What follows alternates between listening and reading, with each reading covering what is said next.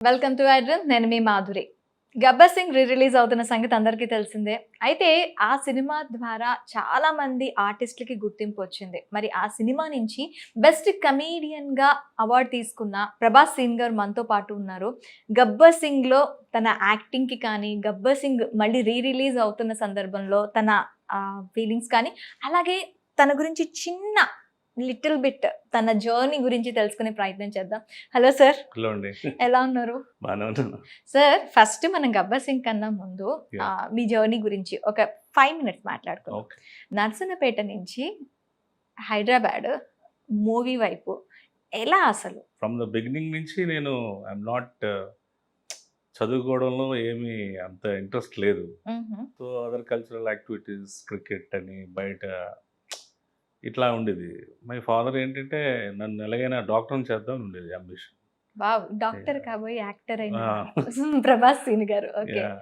So, అప్పుడు ఇంకా ఎప్పుడు మనం ఏది 7th పాస్ అయ్యాను, 10th పాస్ అయిన తర్వాత ఇంటర్ ఫెయిల్ అయ్యాను. ఓకే. డిగ్రీ అనేది లేదు. పాలిటెక్నిక్ జాయిన్ అయ్యాను. Discontinued. Polytechnic A group sir? Electronics and communications. Electronics లేదు కానీ ఇప్పుడు కమ్యూనికేషన్‌లో ఉన్నా. ఓకే. సో, అక్కడ అది కట్. సో, ఎక్కడ? శ్రీకాకుళం గవర్నమెంట్ పాలిటెక్నికేనా? కాదు. Gudivada polytechnic. Gudivada. Yeah! Okay. Okay. So, అక్కడి నుంచి ఇంకా మా ఫాదరు శరత్ బాబు గారి ఫ్రెండ్స్. హ్మ్.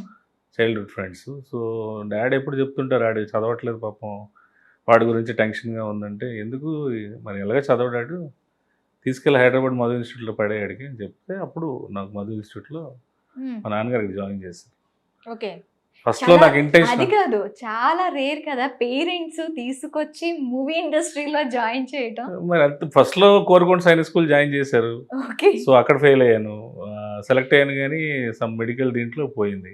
ఓకే. సో, అక్కడి నుంచి ఏపీఆర్ చేసి, హ్మ్. అక్కడి నుంచి పాలిటెక్నిక్. సార్, చదవట్లేదు అని చెప్పి ఏపీఆర్ చేసి కోరుకొండ స్కూల్ ఇవన్నీ ఎప్పటికైనా ఎన్ని చెప్తారేంటి చేస్తే సార్? అట్లీస్ట్ చదువుతాడని ఆశ ఉండేది మా నాన్నగారికి. ఓకే.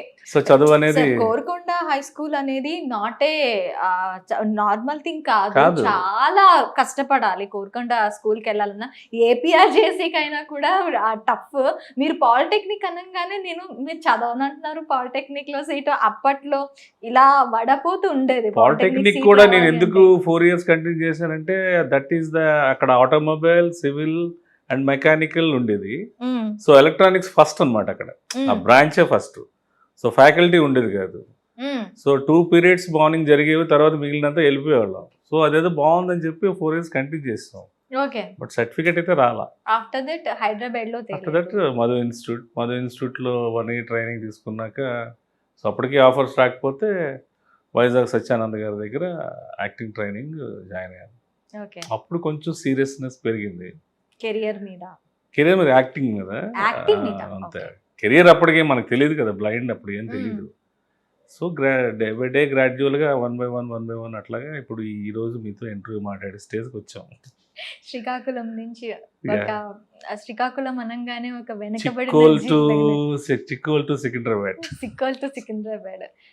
మీకెలా అనిపిస్తూ ఉంటుంది? ఒక్కసారి అప్పటి లైఫ్‌ని, ఇప్పుడిని ఒక్కసారి బేరేజ్ వేసుకుంటే మీకెలా అంటే అనిపిస్తుంది? ఇప్పుడు మనం వేసుకోగలుగుతున్నాం గానీ, అప్పుడు మనకేం తెలీదు కదండీ. మనం ఆ! ఏం మనం ఏమవుతామో మనకు తెలీదు.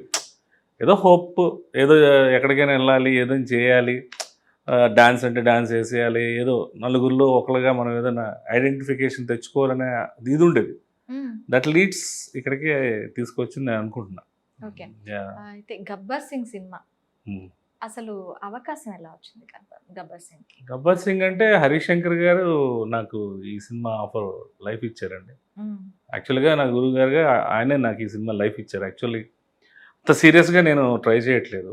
అప్పుడు అటు వర్క్, ఇటు వర్క్‌లో ఉన్నా. హ్మ్. సో, ఆయనే ఈ సినిమాకి టోటల్ 32 డేస్ క్యారెక్టర్ ఇచ్చారు. ఓకే. సో, సార్ హరీష్ గారు చెప్పారు, "నీకు 3 డేస్ వర్క్ ఉంటది. ఆ 3 డేస్ మాత్రం నువ్వు జాగ్రత్తగా చేసుకోవాలని" ముందే చెప్పారు. 3 డేస్‌లో కంప్లీట్ చేసేసారా అంటే టోటల్ మెయిన్ వర్క్? వర్క్ ఈ ఓకే. కబడ్డీ సీను, హ్మ్. అంత్యాక్షరి ఈ హ్మ్. ముందు నాకు ముందు హరీష్ గారు చెప్పారు. ఓకే. సో, మేమెప్పుడు వెయిటింగ్ అనమాట. ఆ సీన్ ఎప్పుడొస్తది. కళ్యాణ్ గారితో సినిమా అంటేనే ఓ ఎక్సైట్‌మెంట్. హ్మ్. అదో పెద్ద ఇంక నాకు గోల్డెన్ ఆపర్చునిటీలా ఫీల్ అయ్యాను. కాకపోతే ఆ రోజు తర్వాత కూడా షూటింగ్ ట్రావెల్ చేసారు ఆయన ఆ! సినిమాల్లో.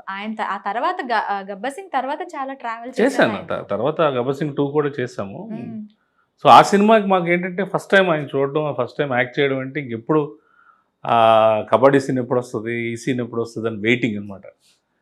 సో ఆ సీన్ వచ్చినాక ఇంకా ఆ సీన్ ఆయనలా ఇమిటేట్ చేయడం. అదే ఆ ఆయనలా సినిమా ఆయన ఎదురుగా ఆయనలా ఇమిటేట్ చేయడం. అంటే అది అది కాదు ఫస్ట్ టైం అలా అంటే ఫస్ట్ ఆయనతో ఆయన ఎదురుగా ఆయనతో యాక్ట్ చేయడానికి కొంచెం నర్వస్నెస్ ఉంటుంది అవును, ఒక టాప్ definitely. హీరోతో. Definitely. అలాంటిది ఆయనలా యాక్ట్ చేయడం అంటే ఇంకా కొంచెం అంతే అంటే ఆ టైంకి నాకు ఫీల్ అయ్యారా, అమ్మయ్య నాకు ఛాన్స్. అంటే ఆ థాట్ వచ్చిందండి, అలా చేస్తే బాగుంటుందేమో. అంటే ఆయన చూస్తే మనకు రాదు. హరీష్ గారు ఈ సీన్ ఇట్లా ఇట్లా కబడ్డీ సీను రాత్రి డైలాగ్స్ అని నాకు మార్నింగ్ చూసేసరికి ఇన్ని డైలాగ్స్ ఉన్నాయి. ఇదేంటి సార్ ఇన్ని డైలాగ్స్ నా మీద అంటే మరి నీ మీద పెట్టి రాసామని చెప్పన్నారు. సో అది సార్ లాగా ఇమిటేట్ చేయడానికి ఎలా చేస్తావు అన్నారు. చేసి చూపించాను. వెంటనే సార్ చూసారు ఇక్కడ పవన్ కళ్యాణ్ సార్ చూసి ఏది మళ్ళీ ఒకసారి చేయమనండి అన్నారు. అప్పుడు నేను నర్వస్ అయిపోయాను. ఫస్ట్ ఇంకా హరీష్ గారి దగ్గర రెచ్చిపోయి చేశాను, కానీ ఆయన మళ్ళీ ఒకసారి చేసేసరికి నర్వస్ ఫీల్ అయిపోయాను. అంటే ఆ టైంకి అది అలా పుట్టింది, అది అలాగా బ్యాంగ్ లాగా అయిపోయింది. అది నాకు చాలా అదృష్టం అంటే, ఎందుకంటే అంత పెద్ద ఆయన్ని ఇమిటేట్ చేయడం ఫస్ట్ థింగ్. అయితే అలా ఇమిటేట్ చేసిన వాళ్ళు ఎవరు ఎంకరేజ్ చేయరు కదా, అది వద్దు తర్వాత ఇంకోటి అంటారు. బట్ ఆయన ఒప్పుకోవడం అనేదే నా life turning point. Seenu Siddappa Seenu అంతే, ఇది బాగా పేలింది. ఎలా అనిపిస్తూ ఉంటుంది ఆ సిద్ధప్ప అనేది మీకు ప్రభాస్ సీను ఎలా ఒక క్యాప్షన్ అయిపోయింది ప్రభాస్ గారి ఫ్రెండ్ గా, ఈ సిద్ధప్ప సీను కూడా ఒక కొన్ని రోజులు బాగా చాలా caption చాలా అయిపోయింది చాలా మీకు. చాలా టీవీ షోస్ లో కానీ ఎక్కడికి వెళ్ళినా కానీ సిద్ధప్ప సీను అని పిలిచారు. ఓకే.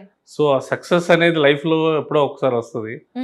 అది ఇలాంటి సినిమా సక్సెస్ ని ఇంకా మేము అప్పుడు సినిమా రిలీజ్ అప్పుడు ఇక్కడ లేని మలేషియాలో ఉన్నాను. నాకు ప్రాపర్ కమ్యూనికేషన్ లేదు. అందరూ చెప్తుంటే నాకు ఎక్సైట్మెంట్ ఆగేది కాదు, కానీ అక్కడ 10 days షూటింగ్ ఉంది. ఇక్కడ అందరూ ఇంకా ఎంజాయ్ చేస్తున్నారు థియేటర్లో, వెళ్ళి చూసి ఎంజాయ్ చేద్దాం అనుకున్నాను, కానీ ఆ ఎక్సైట్మెంట్ వేరే లెవెల్. అయితే ఈ సినిమాలో మీకు వేరే క్యారెక్టర్ అనుకున్నారంట, నిజమేనా? లేదండి, ఇదే క్యారెక్టర్. ఇదే క్యారెక్టర్ ఇదే క్యారెక్టర్. ఓకే. ఈ సినిమాకే మీకు ఒకే ఒక మీలో టోటల్ కెరియర్ లో తీసుకున్నట్లయితే బెస్ట్ కమేడియన్ గా మీకు అవార్డు వచ్చింది టోటల్ కెరియర్ లో. మీకు ఈ అంటే ప్రత్యేకించి దాని గురించి చెప్పాలి అంటే ఏం చెప్తారు? సైమా అవార్డు వచ్చిందండి నాకు. ఆ టైంలో నామినీస్ గా బ్రహ్మానందం గారు కూడా ఉన్నారు. సో నేను ఇంకా ఆయన ఉన్నాక ఇంకా మనకెందుకు ఇస్తారని నేను డిసైడ్ అయిపోయా. బట్ ఒక నైట్ ఫోన్ వచ్చి SIIMA award best comedian award year నీకే వచ్చిందంటే ఇంకా ఐఎమ్ వెరీ హ్యాపీ. నేను వెళ్ళలేదు, కానీ శృతి హాసన్ గారు తీసుకున్నారు అవార్డు. అంటే అందరూ అక్కడ తీసుకోవటం వేరు, శృతి హాసన్ గారి చేతి మీద తీసుకోవటం గ్రేట్. సైమాకి వెళ్ళి తీసుకోవటం అదొక ఎక్సైట్మెంట్. అసలు ఇండస్ట్రీకి నిజంగా యాక్టర్ అవ్వాలని వచ్చారా, లేకపోతే ఇంకేదైనా గోల్ సెట్ చేసుకుందాం అన్నది ఇంట్లో అప్పుడు జాయిన్ అయ్యారా? లేదండి, యాక్టర్ అని కాదు, అంటే యాక్టర్ అనే వచ్చాను. బికాజ్ నేను కొంచెం డాన్స్ మధు ఇన్స్టిట్యూట్లో శ్రీధర్ రెడ్డి గారి దగ్గర డాన్స్ చేసుకునేవాళ్ళం. సో డాన్స్ కూడా చేస్తారా మీరు? డాన్స్ చేస్తాను.